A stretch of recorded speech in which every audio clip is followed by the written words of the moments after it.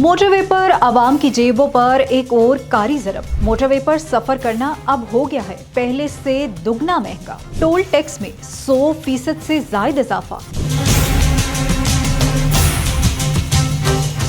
इस्लामाबाद में सेनेट की कायमा कमेटी बराए मवासलात के इजलास में इंकशाफ हुआ है कि मोटरवे पर टोल टैक्स में 100% से भी ज़ायद इजाफा किया गया है। NHA के चेयरमैन के मुताबिक 6 साल बाद निर्ख बढ़ाए गए हैं, जिससे रेवेन्यू 32 करोड़ से 64 करोड़ तक जा पहुंचा है।